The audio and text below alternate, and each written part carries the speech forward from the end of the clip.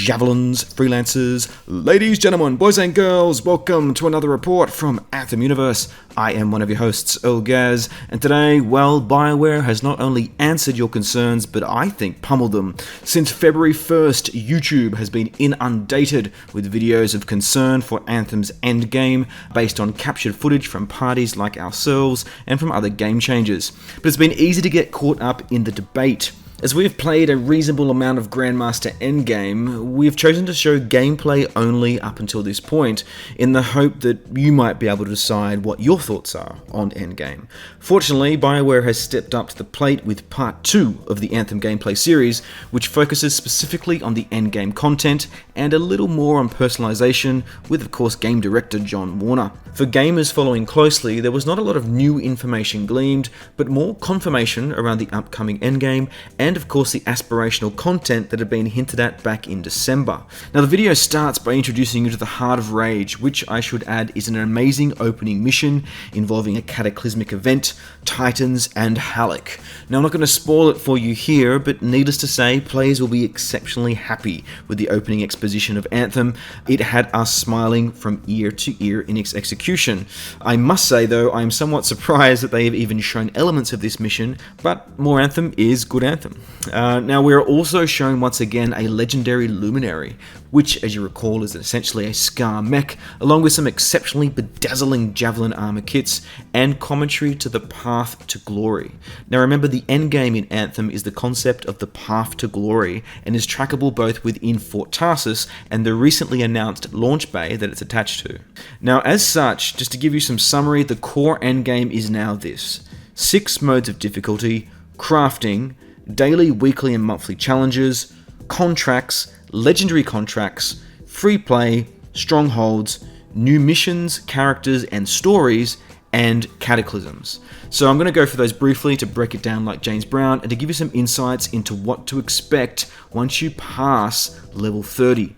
So number 1, the first thing I mentioned was difficulties. Now as some of you know, there are 6 modes of difficulty, 3 of which will be unlocked at level 30. Now the curiosity here is that there is a slight change to these numbers.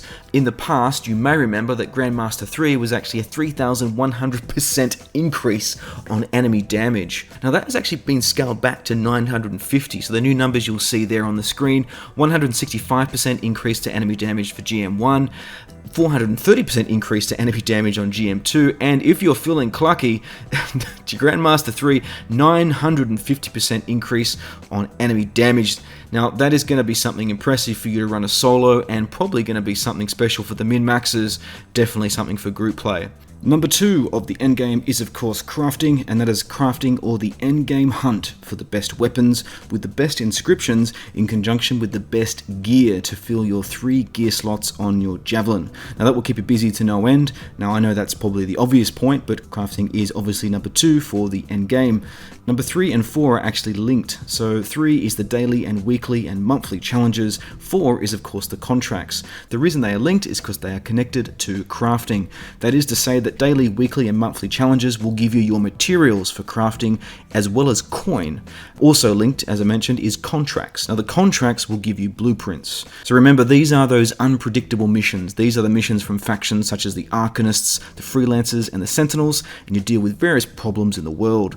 The thing is, you will sway favor with them with missions, but also through conversation, dialogue choices and free play events. The end result, as I said, is blueprints, and of course remember, blueprints are yours for good. Number 5 is legendary contracts. So obviously these are contracts with a little bit of oomph behind them, shall we say. They have multiple stages and a higher tier of difficulty about them, and of course will reap better rewards and greater loot. Number 6 is free play, which is yours to explore. Albeit we had previously raised concerns on this mode in our last video, I am keen to see how player interaction and group events work pertaining to players that you aren't actually engaging with in the world.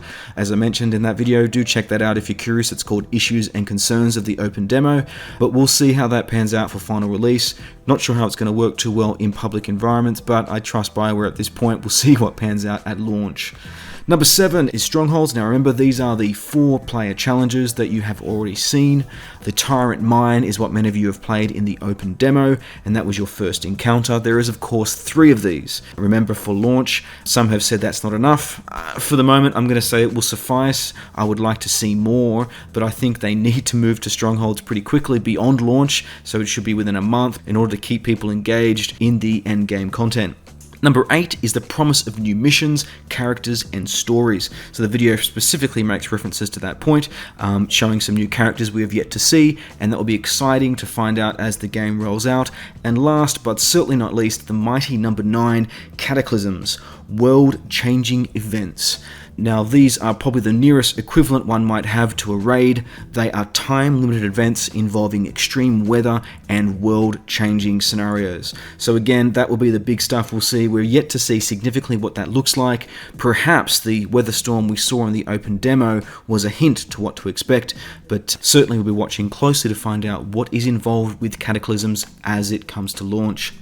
Lastly, John also specifically referenced the addition of guilds and social hubs. Now this is important as we already know we have the launch bay with up to 16 players, and that is essentially the greatest hits of Fort Tarsus in the one room. But I am keen to see the fruition of the guild system. Up to this point, Ben Irving and the team have mentioned that there is no guild system as such in the game, but it is very telling that they are already referencing this in this clip, and an exciting reminder that BioWare is of course listening. John also discusses the focus on Javelin styling, which for those that have played any of the demos, well, you've already seen this so you know what's going on, but still, I don't think looking at Javelin designs ever quite gets old. To close, it's great to see BioWare stepping up to the plate and managing the questions and challenges from many relating to the longevity of endgame content.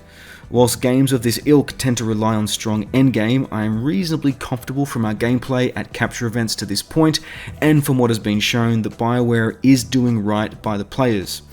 As to whether this transparency and clarity will continue to satisfy players beyond launch, with the promise of these new missions, content, and cataclysms, we're yet to see. But needless to say, live game approaches, freelancers. For those on Origin and Premiere, I'm going to see you in there on the 15th. But let us know in the comments, what are you most excited for in the endgame? What are your concerns of endgame? We'll talk more of that, and of course, you can also discuss that with us in the Discord, which is discord.anthemuniverse.com. Check us out on Twitter, which is @AnthemUniverse. I am Ogaz, this is Anthem Universe. Keep it locked here for future endgame gameplay, and of course, Javelins, freelancers. We will see you next over the wall.